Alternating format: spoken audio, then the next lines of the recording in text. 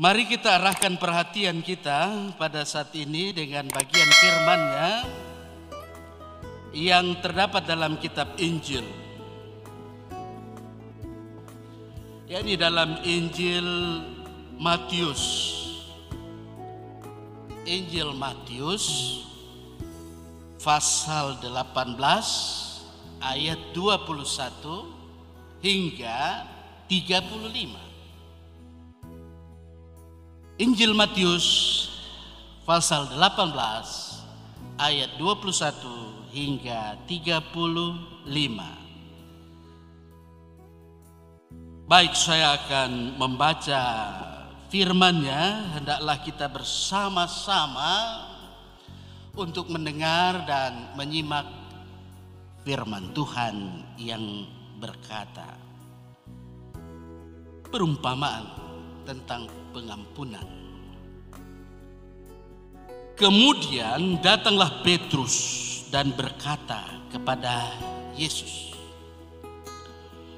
Tuhan, sampai berapa kali aku harus mengampuni saudaraku jika ia berbuat dosa terhadap aku? Sampai 7 kali?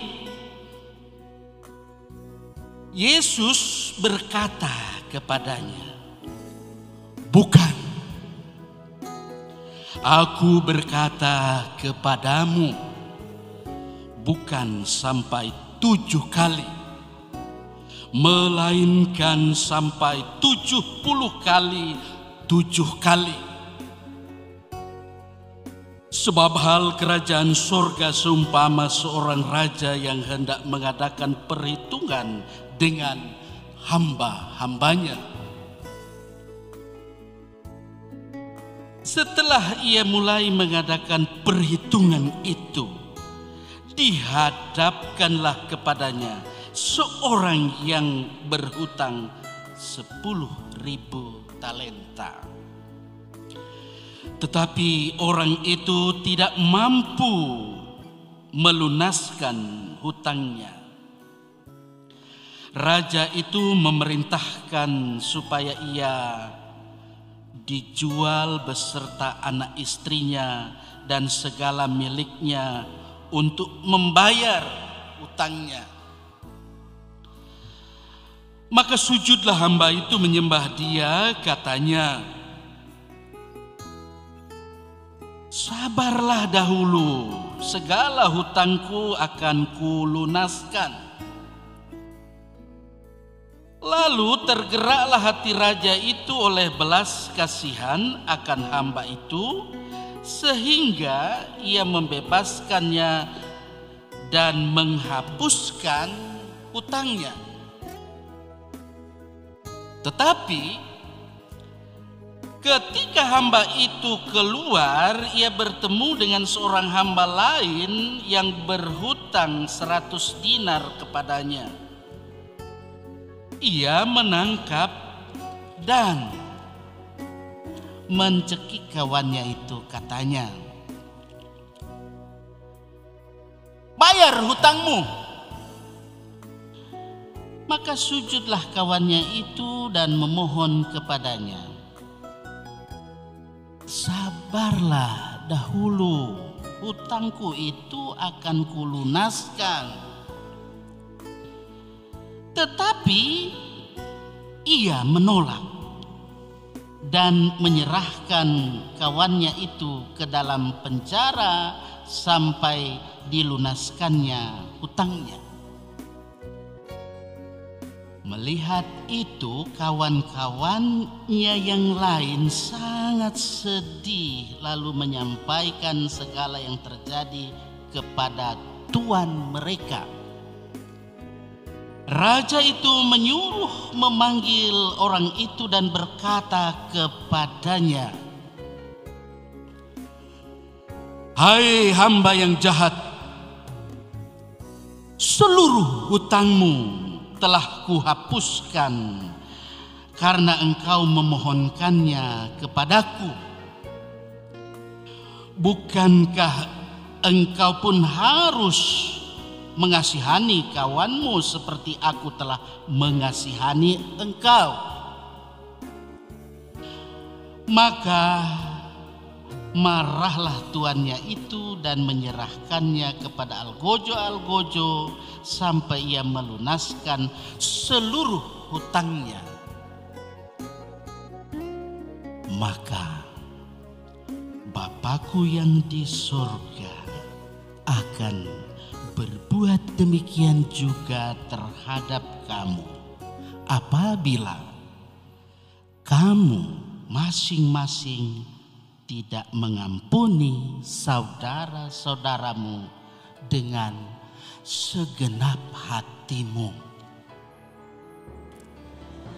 Barang siapa yang bertelinga, hendaklah ia mendengar apa yang dikatakan Roh kepada jemaat.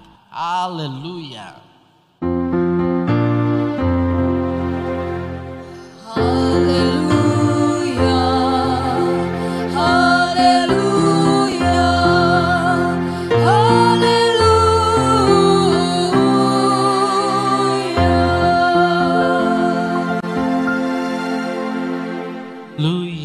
Puji Tuhan, saudara-saudara yang saya kasihi dalam kasih Tuhan.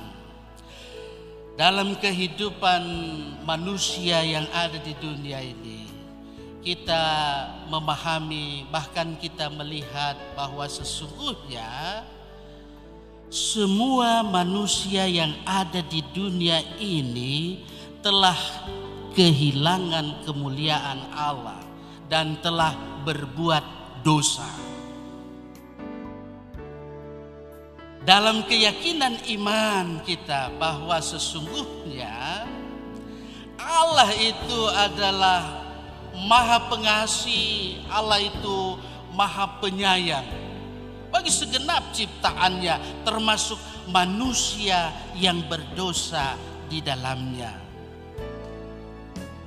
Karena kasih Allah yang luar biasa, yang agung itulah, maka manusia yang telah kehilangan kemuliaan Allah, yang telah berbuat dosa terhadap Allah dan juga terhadap sesamanya manusia, maka Allah telah mengampuni segala dosa manusia melalui jalan salib, pengorbanannya di bukit Golgota.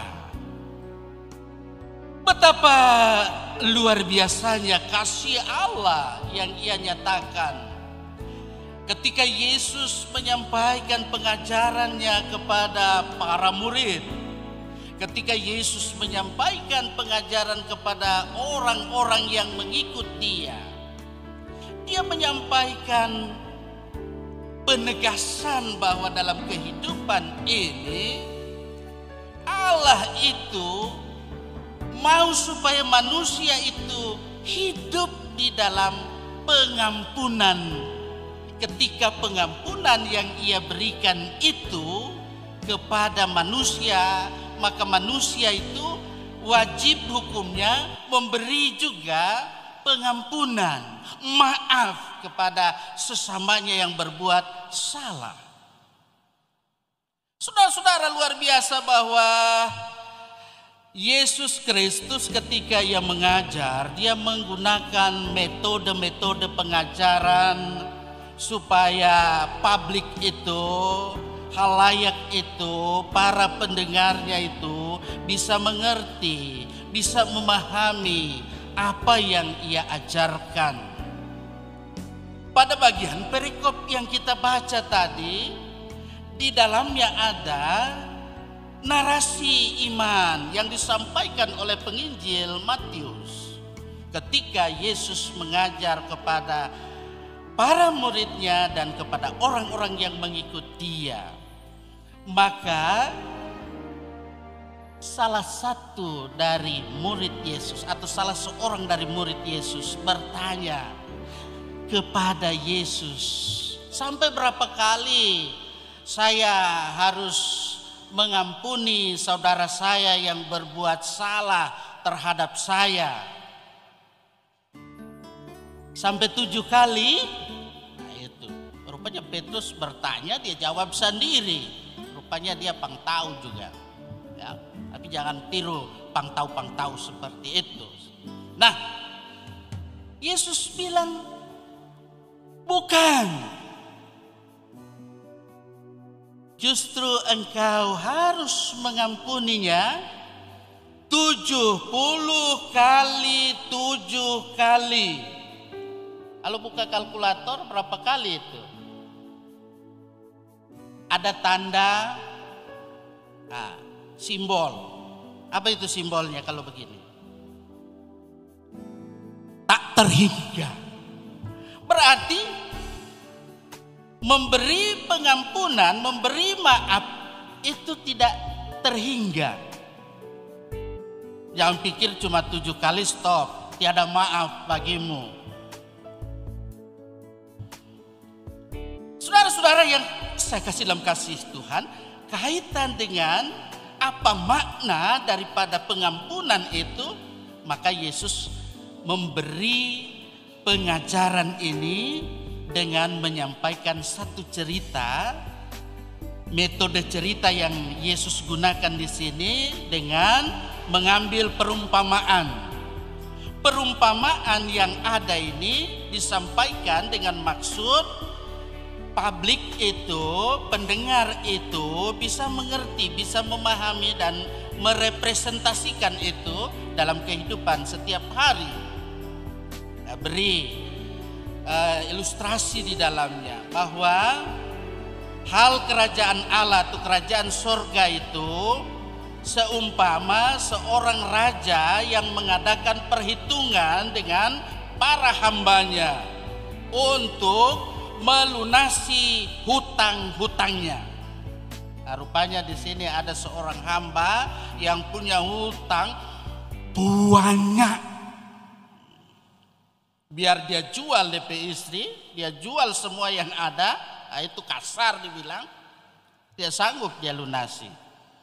Karena itu dia memohon kepada Tuan Raja, sabarlah Tuan, utangku itu akan kulunasi. Tentu dengan ekspresi wajah ketika ia datang kepada raja sebagai tuannya, meminta supaya melunasi hutang-hutangnya.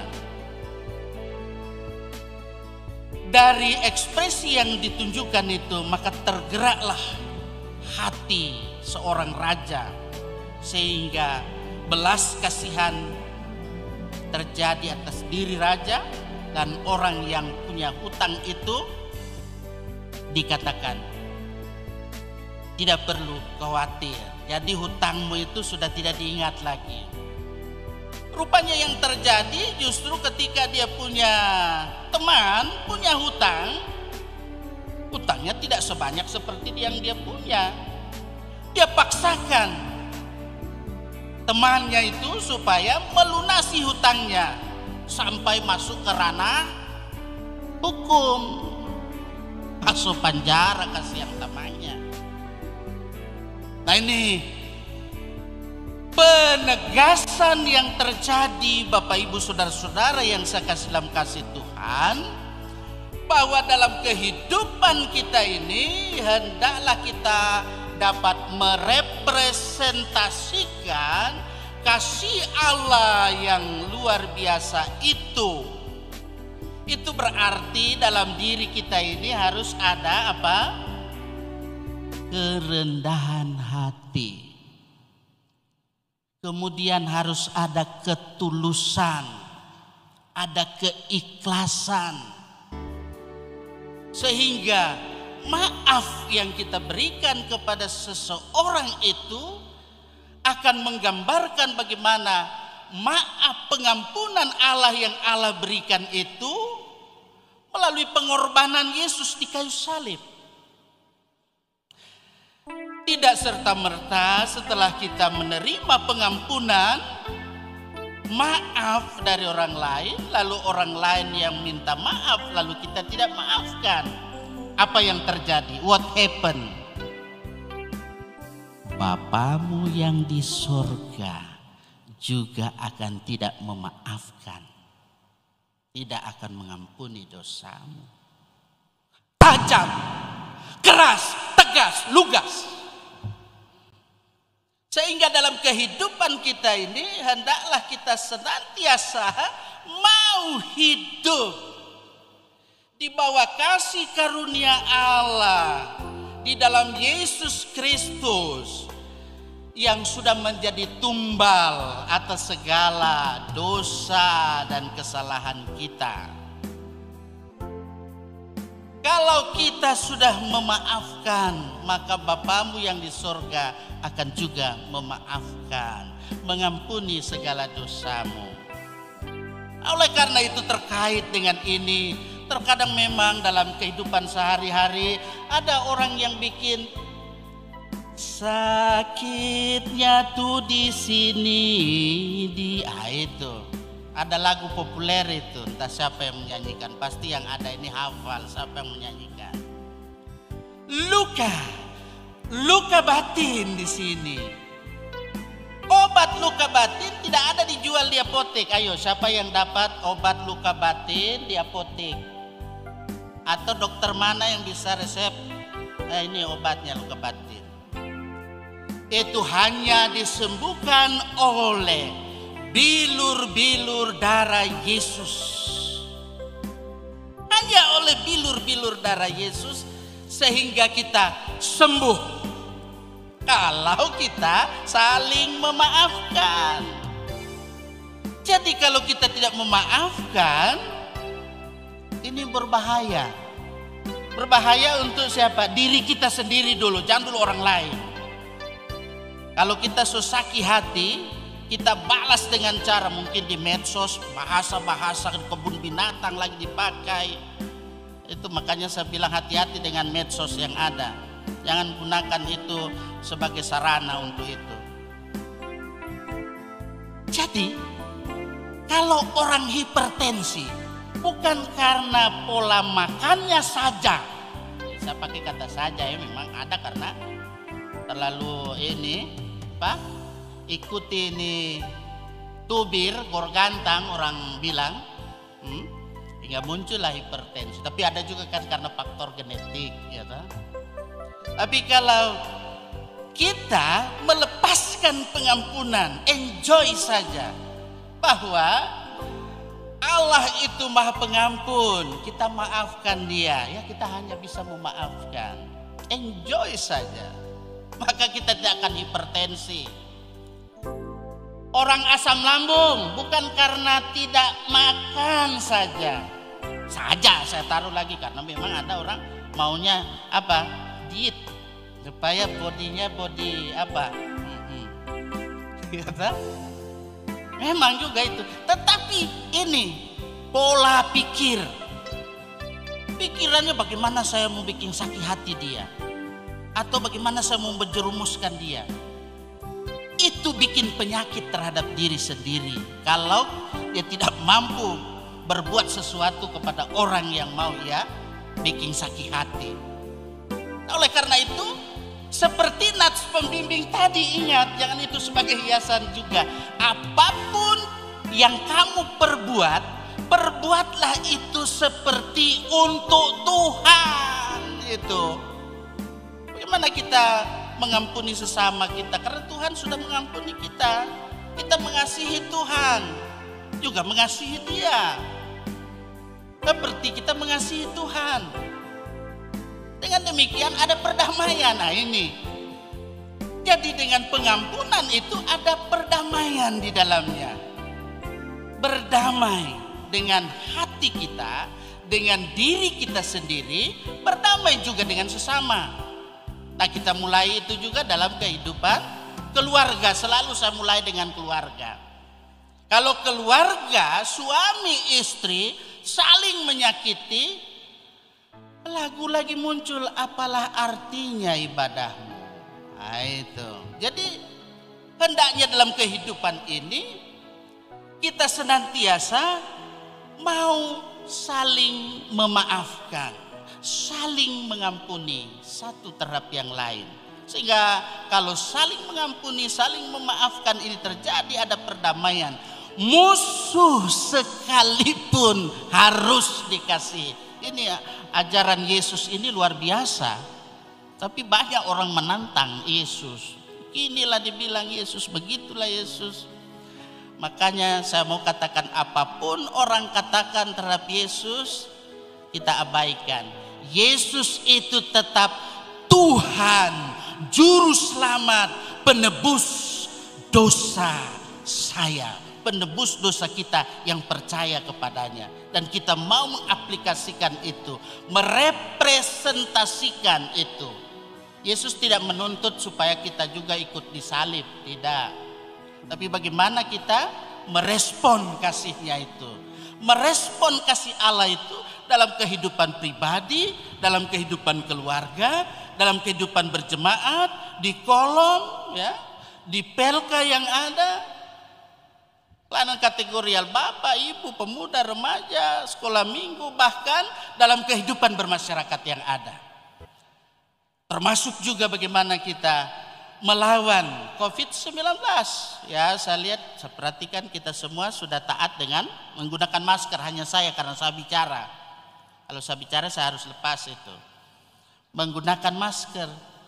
Supaya kita dengan hikmat yang ada, ya, kita senantiasa ikut protokol kesehatan yang ada. Kita ikuti juga supaya durasinya yang terlalu panjang. Sehingga lagu tadi saya sarankan tidak usahlah diulang-ulang.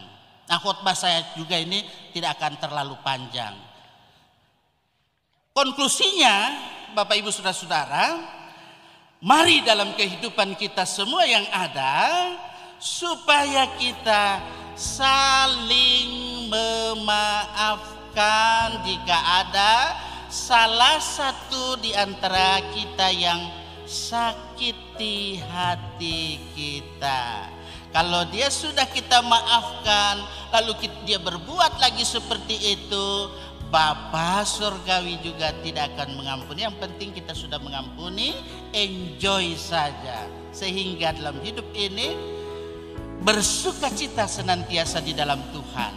Sebab apa yang kita lakukan untuk Tuhan, bukan untuk manusia semata-mata.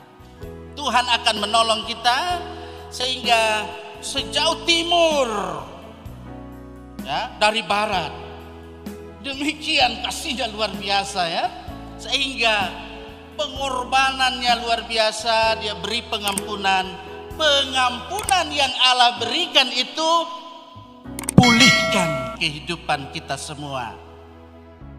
Amin.